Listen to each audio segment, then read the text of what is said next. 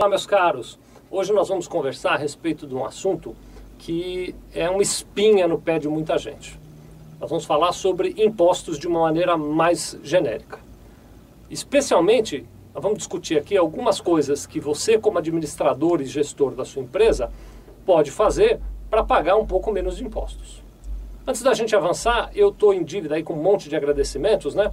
Quero fazer aqui um agradecimento para o Sanches. O Sanches também tem acompanhado os nossos vídeos, escreveu para dar parabéns, para falar que os vídeos são muito úteis lá para ele. Obrigado, viu, Sanches? Continue assistindo e a gente tem o maior prazer de poder ajudar. Voltando na questão dos impostos e naquela pergunta que todo empresário já se fez. Como é que eu faço para pagar menos impostos dentro da minha empresa? Bom, antes de dar a resposta para vocês, eu queria convidar você a fazer um passeio comigo para que você tenha uma visão clara de como é que funciona essa questão dos impostos, tá bom? Primeira coisa que eu quero explicar para você é o seguinte: todo imposto tem uma coisa chamada fato gerador.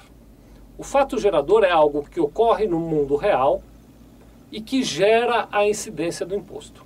O governo não pode sair cobrando impostos por aí ao bel prazer. Então, existe uma legislação que define quais são os fatos geradores que dão incidência de um determinado imposto. Por exemplo, para o ICMS, o fato gerador é a circulação da mercadoria.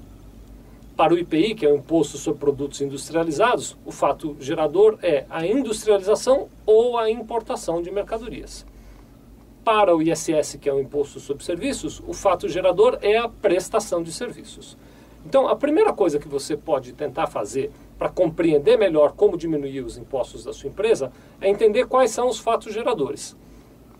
Às vezes, na medida em que você compreende os fatos geradores, isso não diminui, você entender o fato gerador não diminui o valor do imposto, mas você pode trabalhar de uma maneira diferente e adiar o fato gerador. Então você faz com que o imposto seja pago não em valor menor, mas um pouco depois. Eu vou dar um exemplo muito simples. Imagine o seguinte: você está no final do mês, no dia 31 de um determinado mês, e você fez uma grande venda. Se você emitir a nota fiscal e entregar a mercadoria para o teu cliente hoje, no dia 31, ou se você é um prestador de serviço, se você concluir o serviço hoje e emitir a nota fiscal no dia 31, você já vai pagar os impostos no mês imediatamente seguinte. Se você esperar um dia para entregar, negociar com o teu cliente, ao invés de entregar hoje, entregar para ele amanhã a mercadoria. Se você que é prestador de serviço, ao invés de acabar no dia 31, terminar no dia 1º e emitir a nota no dia 1º, você ganha 30 dias, como se fosse um cartão de crédito. Então, conhecendo os fatos geradores, você pode administrar melhor o tempo de pagamento para o imposto, tá bom? Outro assunto importante para você entender é que todo imposto tem uma base de cálculo. Normalmente, a base de cálculo é o preço da operação que foi contratada. Então, numa prestação de serviços, você cobra um determinado valor, aquele valor é a base de cálculo dos impostos. Numa venda de mercadorias, o preço da venda é a base de cálculo dos impostos. Numa venda de produtos industrializados já fica um pouco mais complicado.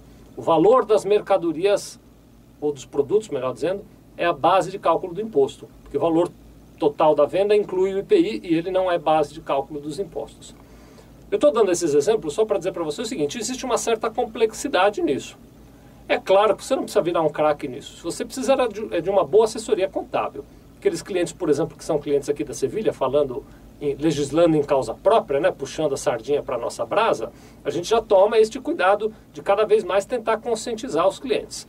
E eu quero dizer justamente para os nossos clientes aqui da Sevilha o seguinte: esse trabalho que a gente faz dos vídeos e tal, tem por principal objetivo capacitar você a, no seu dia a dia, você gerir cada vez melhor o seu negócio. Voltando na questão da base de cálculo, o que é possível fazer? Na medida em que você compreenda, discuta aqui conosco da Sevilha quais são os seus produtos e quais são as bases de cálculo para cada um deles, você vai poder identificar junto conosco determinadas possibilidades até de ter redução de base de cálculo ou de situações em que você está pagando imposto sobre uma operação cuja base de cálculo é zero. Vou dar um exemplo bem fácil. Por exemplo, com alguma frequência, alguma empresa de locação nos procura e quando a gente vai olhar a tributação, ele está pagando ISS. Locação de bens móveis não paga ISS. Não há base de cálculo nesse caso. Na verdade, não há nem o fato gerador. Então, por desconhecer e por ter uma assessoria que talvez não tenha prestado essa atenção, você pode estar pagando imposto a mais. Acompanhar isso é muito importante. Outra questão importante são aqueles impostos que têm não cumulatividade. Sabe os impostos de débito e crédito? Por exemplo, o ICMS, o IPI, para quem é lucro real, o próprio PIS e COFINS. Esses impostos, eles dão direito a créditos nas entradas e tributam a débito nas saídas. Conhecer exatamente, isso é tarefa de uma contabilidade, né? Então isso a gente aqui da Sevilha que faz. Mas conhecer exatamente quais são aquelas operações que dão crédito e aproveitar bem estes créditos vai fazer com que a tua empresa pague menos imposto também. Então isso é muito importante. Quer ver outro assunto importantíssimo para você prestar atenção para tentar diminuir os impostos da sua empresa? Fique atento na forma de tributação que você tem.